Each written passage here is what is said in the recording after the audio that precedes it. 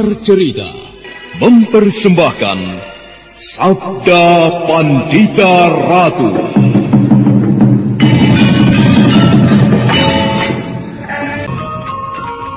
Sabda Pandita Ratu, naskah ditulis oleh Pondra Swasti Langit, diolah oleh Agus Nur Ismail, didukung oleh artis-artis terkemuka, Ferry Fadli, Eli Ermawati, M. Abud, Ivona Rose, dan lain-lain. Teknik dan montase, Ibing Arifin, dengan sutradara Dian Pertiwi. Sabda Pandita Ratu kali ini mengetengahkan episode kelima dengan judul Rahasia Bunga Desa.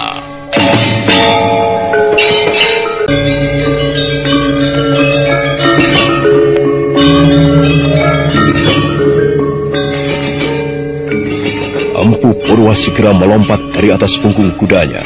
Begitu juga dengan Brahmacari. Keduanya kelihatan tegang. Sambil menarik nafas dalam-dalam, laki-laki setengah tua dari desa Panawijen itu menatap tajam suasana di sekitarnya. Suasana sore itu benar-benar hening, sementara nyanyian serangga malam masih terdengar sayup-sayup.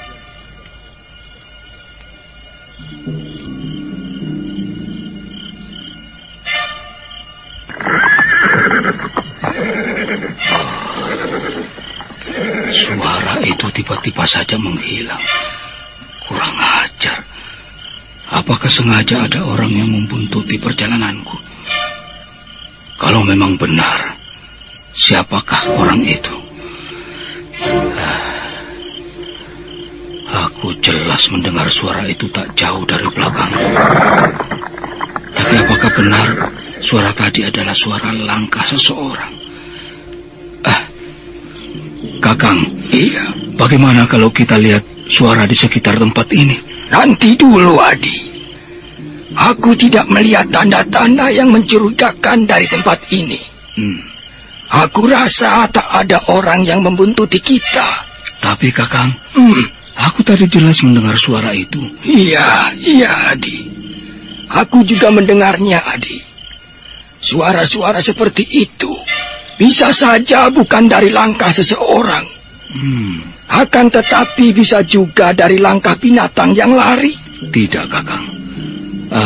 Sebaiknya kulihat saja dulu, agar rasa penasaran ini lenyap. Lebih baik Kakang tunggu saja di sini, biar kuselidiki tempat ini. Tunggu, Adi. Kau dengar itu?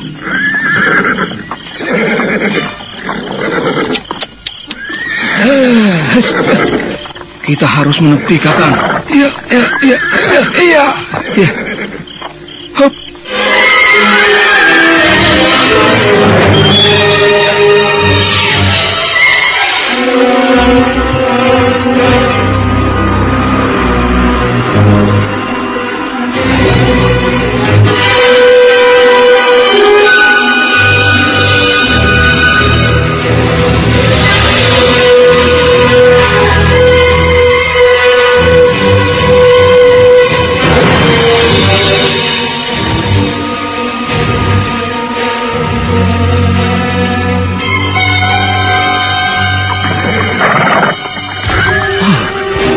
Seekor babi hutan.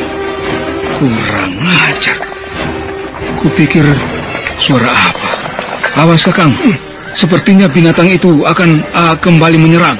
Ya, mungkin babi hutan itu sedang kelaparan, Adi. Awas, Adi. Hop.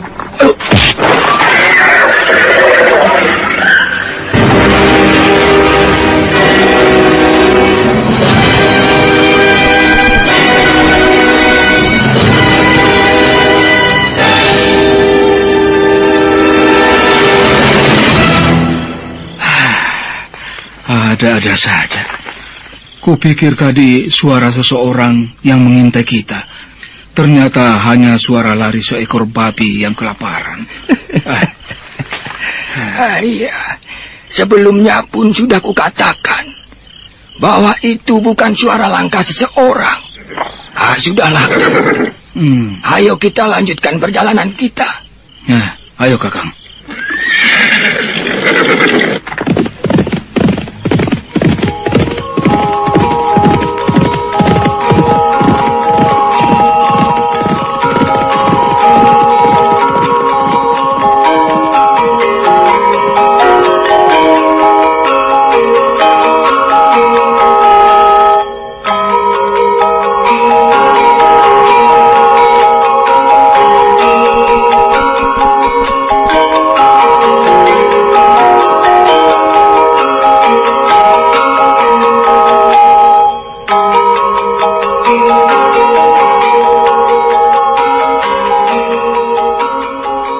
Keduanya kembali melanjutkan perjalanannya.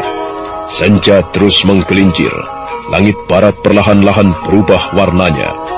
Bersama dengan terdengarnya nyanyian serangga malam, rembulan pun mengintip dari awan-awan hitam.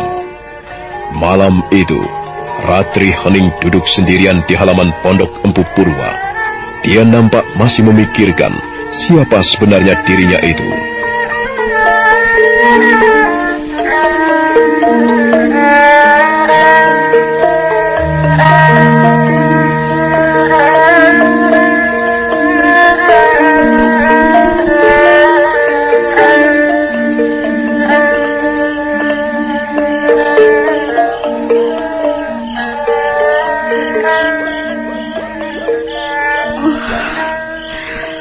Apa sebenarnya yang telah terjadi pada diriku? Kenapa aku sampai tidak mengenali diriku sendiri? Semua yang pernah kualami seakan-akan lenyap begitu saja dari ingatanku. Aku yakin aku mempunyai nama dan juga latar belakang yang jelas. Tapi bagaimana aku mengingat itu semua?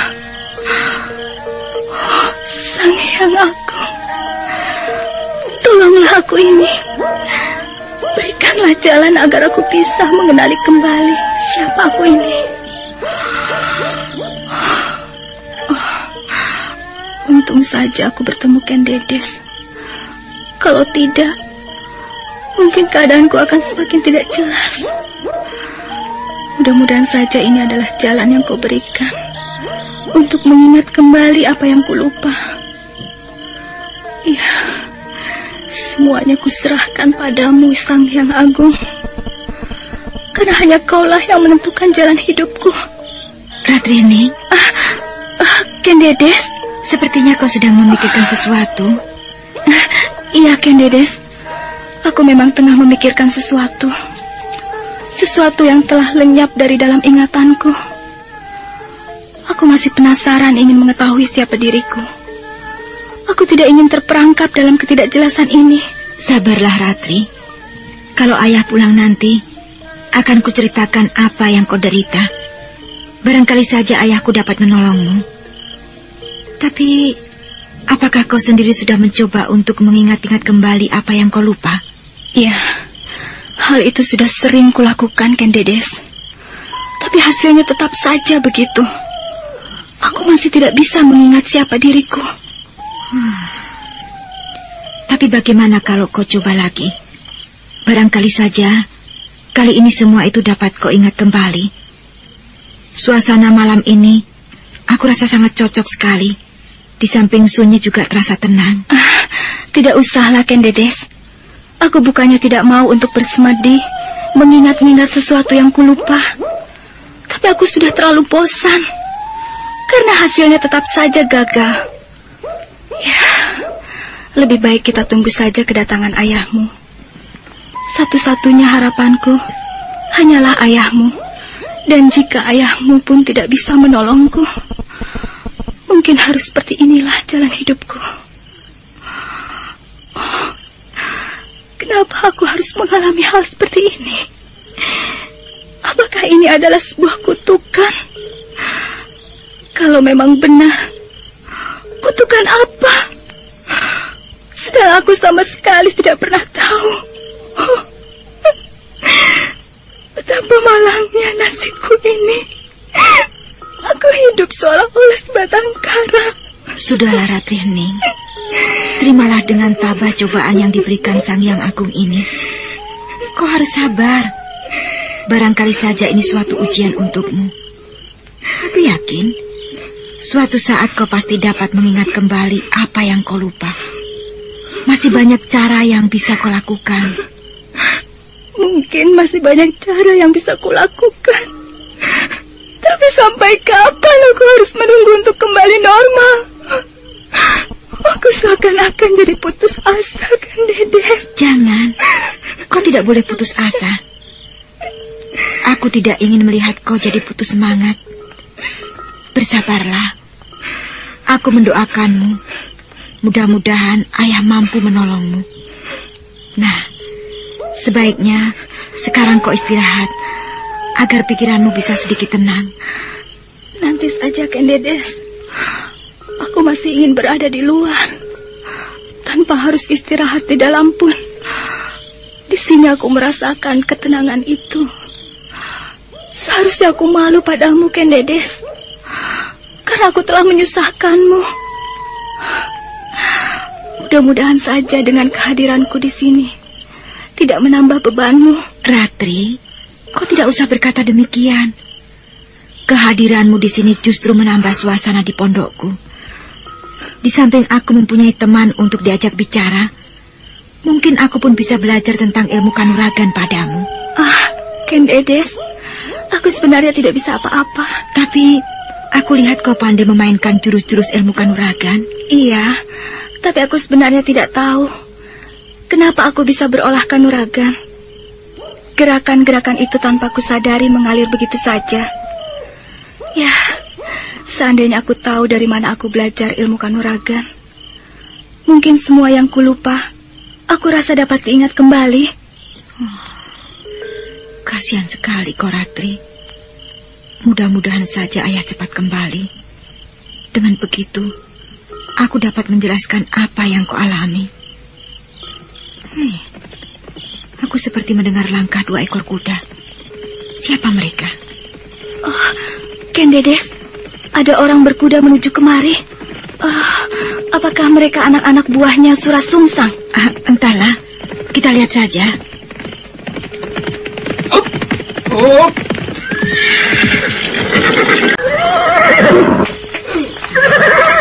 Ayah! Ratri, itu ayahku. Ayah pikir kau sudah tidur. Belum, ayah. Bagaimana saya dapat tidur sementara ayah belum pulang? Kau baik-baik saja di pondok? Hampir saja saya mengalami nasib yang buruk. Untung ada orang yang menolong saya. Syukurlah. Kakang Brahmacari, ini anakku, Ken Dedes. Dedes, sampaikan baktimu pada Bapak Brahmacari. Tentunya kau masih ingat dengan beliau, bukan? Iya, ayah. Selamat datang, Bapak. Terimalah baktiku untuk Bapak Brahmacari. Pangestuku untuk Mundo. Ayo, kita bicara di dalam. Ayo, Kakang, silakan. Mari. Ratri, ayo kita bicara di dalam. Kau harus berbincang-bincang dengan ayahku dan Bapak Brahmacari. Ayo. Iya.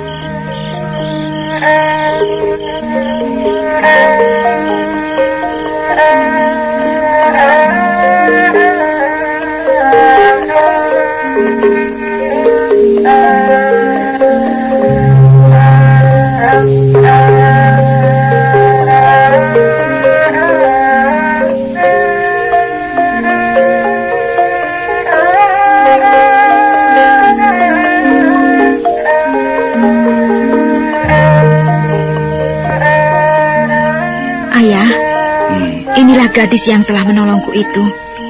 Kalau tidak ada dia, mungkin Tenggarang dan gurunya sudah menganiaya saya. Terima kasih, Nduk. Kau telah menolong anakku. Ilmu kanuragan yang dimilikinya sangat tinggi, ayah. Ken Dedes, kau jangan terlalu mengangkat-angkatku. Aku sama sekali tidak bisa apa-apa. Semua yang kulakukan memang sudah kewajiban kita untuk saling tolong-menolong.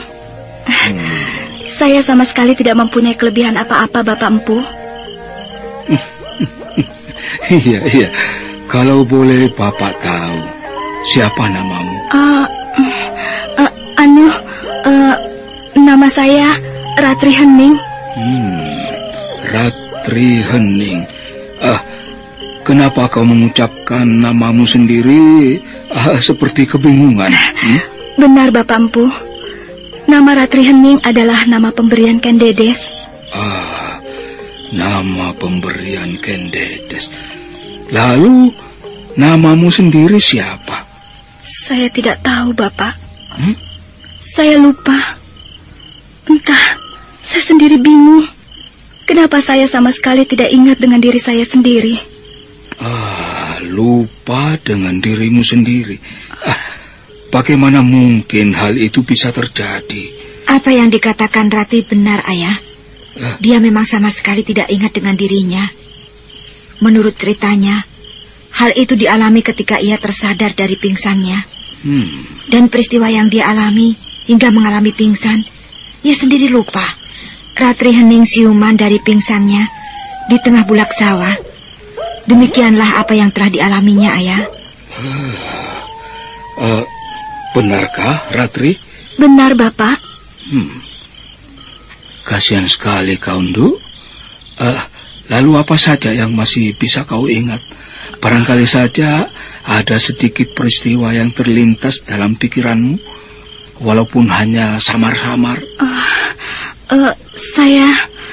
Saya sama sekali tidak bisa mengingat apa-apa. Kecuali hanya peristiwa beberapa hari ini dan peristiwa sejak saya siuman dari pingsan. Memprihatinkan sekali masalahmu ini, Nduk. Kakang, barangkali Kakang bisa sedikit mengorek keterangan agar dapat membantu memulihkan ingatan Ratri Hening. Iya. Nduk, kau bisa berolah kanuragan, bukan? Iya, Bapak. Bagus. Kalau begitu mainkanlah. Bapak ingin tahu. Barangkali saja Bapak bisa mengenal jurus-jurus itu. Dengan demikian, Bapak bisa tahu kau berasal dari perguruan mana. Setelah itu, Bapak akan mencoba memulihkan ingatanmu, Nduk. Iya benar, Kakang. Aku rasa dengan mengenal jurus-jurus yang dimainkannya, kita akan lebih mudah membawa ingatannya ke arah apa yang ia lupa. Iya. Bagaimana kalau sekarang kita keluar? Ayolah. Aku rasa suasananya pun agak baik. Mudah-mudahan saja jurus-jurus yang dimainkan Ratri akan mengalir dengan mudah. Kendedes, ajak Ratri Hening keluar. Iya, Ayah. Ayo, Ratri.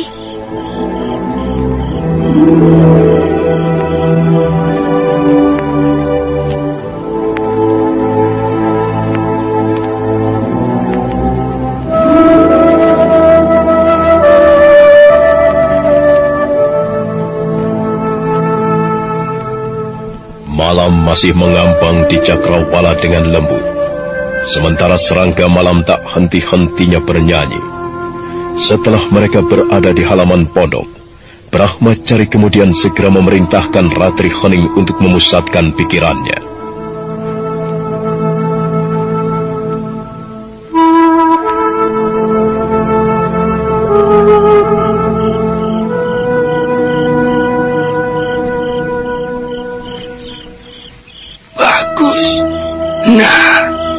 Sekarang mulailah kau gerakan jurus-jurus yang mengalir dari pikiranmu. Kau tidak perlu ragu untuk memainkannya, Nduk. Bukankah tanpa sadar kau bisa mengalahkan musuh-musuhmu ketika menolong Kendedes? Bagus. Hiruplah udara segar malam ini. Ya. Dan setelah itu, mulailah apa yang harus kau lakukan. Kakang, iya. Apakah kau yakin ia mampu mengalirkan pikirannya melalui jurus-jurus yang akan dimainkannya? Kita lihat saja, Adi. Bukankah secara spontan pun ia bisa melakukannya? Aku yakin jurus-jurus kanuragan yang dimilikinya sudah mendarah daging di dalam tubuhnya. Kau lihat itu, bukan? Sepertinya ia mulai bisa menggerakkan tangan-tangannya. Iya. Ia sepertinya ragu, Kakang. Seandainya ia tidak mampu memainkan jurus-jurusnya, artinya kita akan sedikit kesulitan untuk membantu memulihkan ingatannya. Aku rasa tidak, Adi. Bukankah Ratri bisa memainkan jurus-jurusnya secara tidak sengaja jika ia berhadapan dengan musuh-musuhnya? Kita bisa memancingnya, Adi. Kalau sekarang ia tidak bisa memainkannya. Iya, Kakang. Lihat, Kakang. Ia bisa menghafal jurus-jurusnya. Wah, Luar biasa sekali jurus-jurus yang dimainkannya, Kakang. Kakang, kenapa kau diam? Apa yang kau pikirkan? Apakah kau merasa kesulitan melihat jurus-jurus yang dimainkan Ratri? Tidak, Adi. Justru aku sedang mengagumi jurus-jurus yang dimainkannya. Aku kenal sekali jurus-jurus ini. Kau lihat itu, Adi. Tiba-tiba saja, Ratri Hening melompat tinggi dengan cepat setelah memainkan jurus tendangan dan pukulan. Empu Purwa dan Brahmacari yang melihat kehebatan dan keanehan jurus-jurus itu tersentak kaget. Ratri Hening terus memainkan jurus-jurus itu dengan sempurna. Dia sepertinya tidak merasa kesulitan untuk mengalirkan apa yang ada dalam benaknya. Namun begitu dia sendiri sebenarnya merasa heran dengan apa yang dilakukannya. Sementara itu kedua tokoh tua itu masih terus menatapnya dengan kagum. Apalagi setelah melihat Ratri Hening melompat ke udara dengan gesit.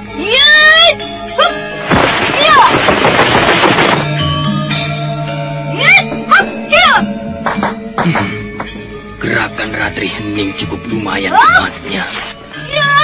Iya. Aku mengenal sekali jurus-jurus ini, Adi. Aku rasa kau pun mengenalnya. Perhatikan saja baik-baik. Iya. Samar-samar aku seperti mengenalnya. Tapi aku agak lupa, Kakang. Jurus-jurus yang dimainkan Ratri Hening adalah jurus-jurus riung laut. Ilmu kanuragan riung laut? Astaga, kenapa aku sampai bodoh? Iya, aku baru ingat. Jurus-jurus itu memang jurus-jurus riung laut. Iya, aku juga pernah mendengar ada seseorang yang menguasai ilmu seperti itu. Tapi orang itu katanya telah tewas ketika telah terjadi sebuah peristiwa di air terjun Kambangayun. Iya. Lalu apa hubungannya Ratri Hening dengan seorang yang tewas di air terjun Kambangayun itu, Kakang? Kemungkinan ada hubungan satu perguruan dengan Ratri Hening. Iya. Ya, bisa jadi keduanya murid Ki Ageng Pesanggaran. Iya. Ratri Hening, cukup. Bagaimana, Bapak Brahmana? Aku mengenal jurus-jurus yang kau mainkan tadi. Jurus-jurus itu berasal dari ilmu kanuragan yang bernama riung laut. Riung laut? Iya. Apakah Bapak pun mengenal siapa orang lain yang juga menguasai ilmu sepertiku? Iya. Dan orang itu bukan saja menguasai ilmu yang sama sepertimu, tapi orang itu adalah seorang guru. Dan aku rasa dialah pemilik ilmu kanuragan riung laut. Mungkin kau ada hubungan kuat dengan orang itu. Siapakah nama orang itu, Bapak? Orang itu bernama Ki Ageng Pesanggaran. Ia memimpin sebuah padepokan yang bernama Padepokan Pesanggaran. Padepokan ini terletak di sebelah selatan lereng Gunung Raung. Nah, sekarang coba kau ingat-ingat. Barangkali saja kau mengenal siapa orang yang bernama Ki Ageng Pesanggaran itu. Ki Ageng Pesanggaran. Oh, siapakah orang yang bernama Ki Ageng Pesanggaran? Kenapa aku sama sekali tidak mengenal siapa orang itu? Ratri Hening, bagaimana kalau sekarang kau memusatkan pikiranmu untuk mencari tahu siapa nama orang itu? Bersemedilah sambil memusatkan pikiranmu pada nama itu. Iya, benar. Sebaiknya sekarang kau bersemedi sambil memusatkan pikiran pada nama itu. Siapa tahu ingatanmu dapat pulih kembali. Baiklah, Bapak Brahmana. Tarik napas sebentar, Ratri Hening duduk bersemedi di tempat itu. Dan pada saat berikutnya, dia segera memejamkan matanya. Sesaat lamanya mengatur pernapasannya. Setelah itu, dia pun duduk dengan wajah tenang.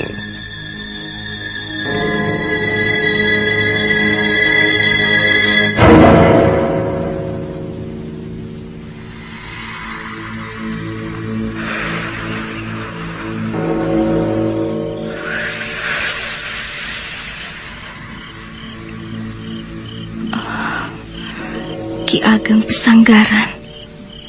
Oh, siapa orang ini? Apa hubungannya denganku? Oh, aku harus bisa memusatkan pikiranku pada orang ini.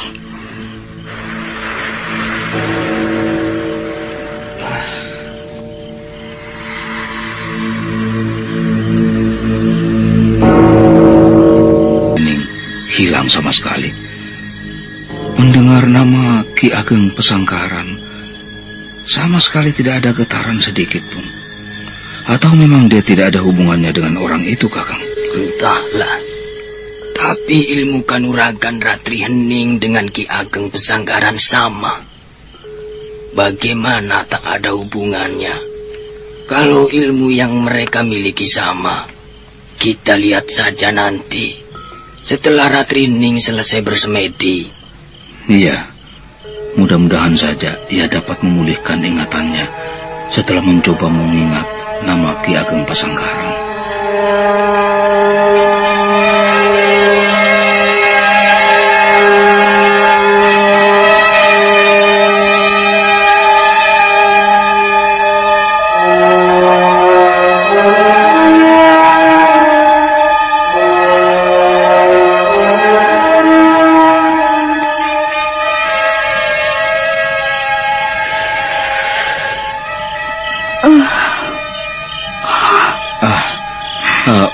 Bagaimana, Ratri Hening? Saya tidak mampu, Bapak. Saya tidak mampu mengingat nama itu. Iya. Ketika saya mencoba mengingat nama dan wajah orang yang bernama Ki Ageng Pesanggaran itu, seolah-olah ada sesuatu yang mengganjal di dalam ingatan saya. Apalagi yang harus saya lakukan, Bapak? Oh ya, sudahlah.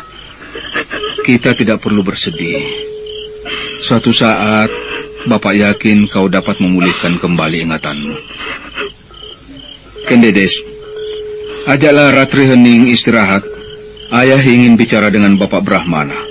Barangkali saja ayah dapat menemukan cara untuk memulihkan ingatan Ratri Hening. Iya, Ayah. Ayo, Ratri, kita istirahat di dalam. Iya.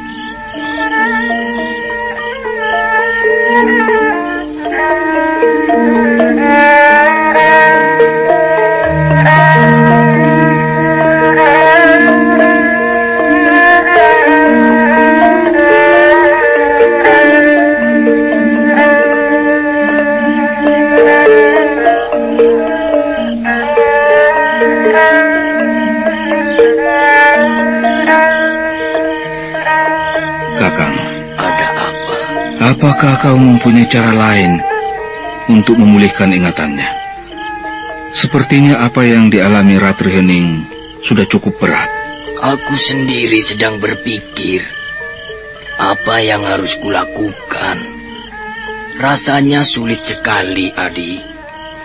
Baru kali ini aku menemui kesulitan yang seperti ini.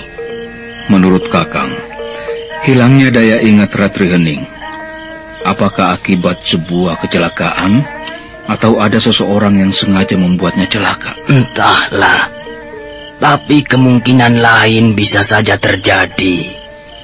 Misalnya ia dicelakai oleh seseorang.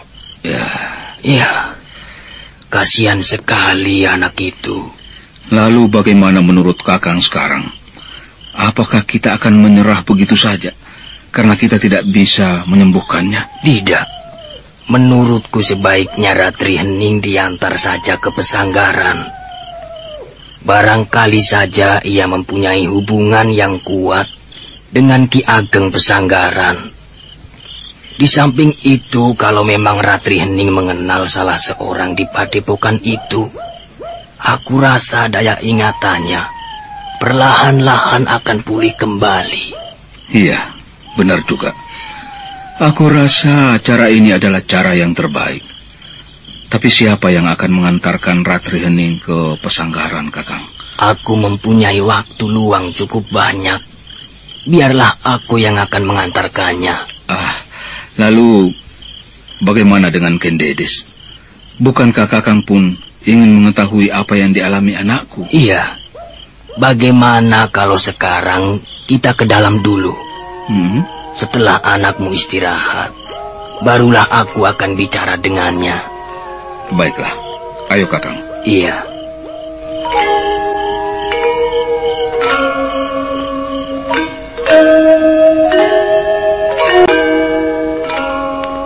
Malam terus berlari menapaki waktu.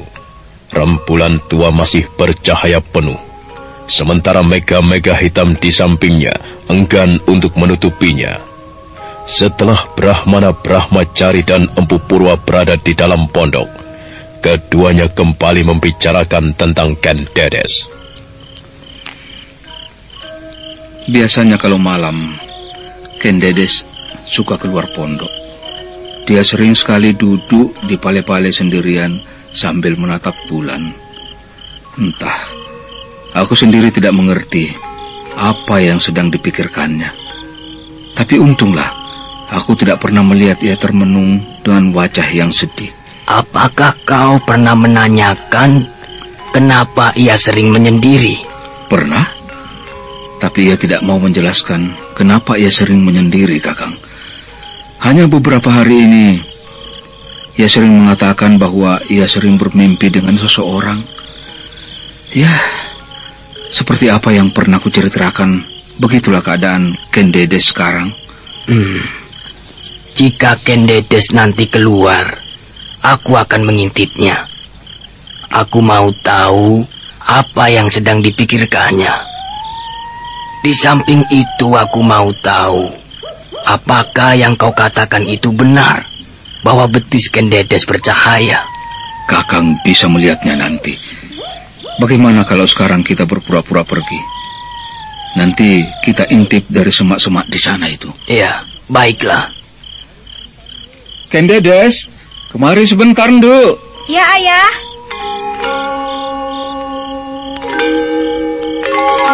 Ada apa, Ayah? Ayah mau pergi sebentar dengan Bapak Brahmana. Kalian, Ayah tinggal dulu, ya? Iya, Ayah. Oh ya, bagaimana dengan Ratri Hening? Apakah dia baik-baik saja? Dia sedang istirahat di ruang bilik, Ayah. Mungkin sekarang ia sudah tidur. Syukurlah. Mudah-mudahan saja ia bisa istirahat dengan tenang. Nah, Ayah tinggal dulu ya. Mari Kakang. Sepeninggal Brahmana Brahmacari dan Empu Purwa, Ken Dedes kemudian melangkah keluar pondok. Seperti biasanya, dia kembali menyendiri sambil memandang bulan yang bersinar penuh. Suasana malam itu begitu terasa dingin.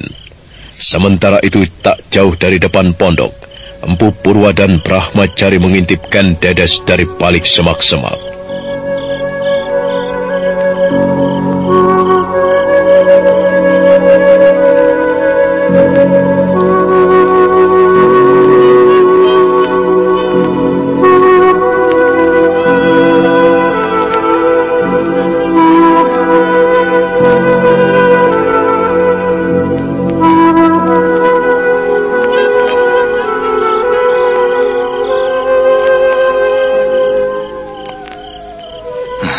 Begitulah kebiasaannya beberapa hari ini, Kakang. Ia sering menyendiri sambil memandang bulan. Luar biasa sekali. Aku melihat satu keanehan pada anakmu. Wajahnya bercahaya. Ia seolah-olah memiliki pamor cahaya bulan purnama. Jelas anakmu membawa sebuah pertanda bahwa Ken Dedes adalah gadis pilihan para dewa. Berbahagialah kau, Adi. Tapi Kakang, aku sama sekali tidak melihat keanehan itu pada anakku. Kecuali pada malam kemarin. Adi, aku melihat anakmu dengan kekuatan mata batinku. Kalau kau tidak melihatnya, karena kau hanya melihat dengan mata biasa.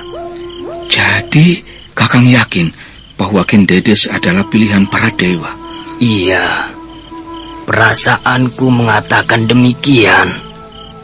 Sepertinya Ken Dedes tengah merindukan seseorang, Adi. Benar, Kakang. Ia memang tengah merindukan seorang yang hadir dalam mimpinya. Aku sebenarnya merasa iba melihat keadaan anakku. Walaupun Ken Dedes sendiri tidak pernah termenung. Sudah beberapa hari ini, ia sering bermimpi yang aneh-aneh. Dan mimpi Ken Dedes yang membuatku heran, yaitu ketika ia bermimpi terkurung dalam sebuah ruang yang berada di balik air terjun. Ken Dedes sangat meyakini bahwa ini bukanlah sebuah mimpi. Ia mengatakan bahwa itu sebuah kenyataan. Anakmu sepertinya memiliki sesuatu yang kasat mata. Aku rasa apa yang dikatakannya menyimpan sebuah rahasia. Dan kemungkinan lain bisa saja hal itu terjadi. Jika aku ingat-ingat, masalah Ken Dedes seperti kisah dalam wayang.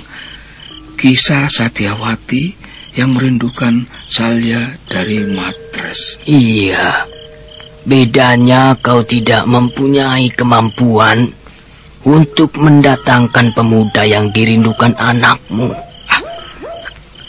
Kakang lihat itu. Oh, betis Ken Dedes kembali memancarkan sebuah cahaya. Oh, bukan main.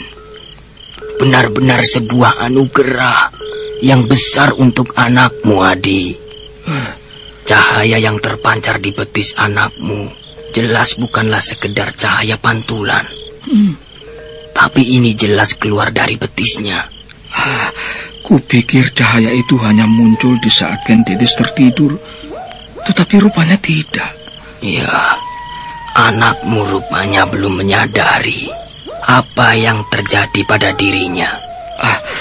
Menurut Kakang, apakah Ken Dedes tahu bahwa betisnya memancarkan sebuah cahaya? Aku rasa tidak. Kau perhatikan saja. Ia sepertinya acuh sama sekali. Kalau memang ia tahu betisnya memancarkan cahaya, aku rasa ia akan melihatnya. Oh, jadi Ken Dedes tidak mengetahui sama sekali keanehan itu. Adi, sebaiknya sekarang kita temui anakmu. Aku ingin bicara banyak dengannya. Ayolah, Kakang.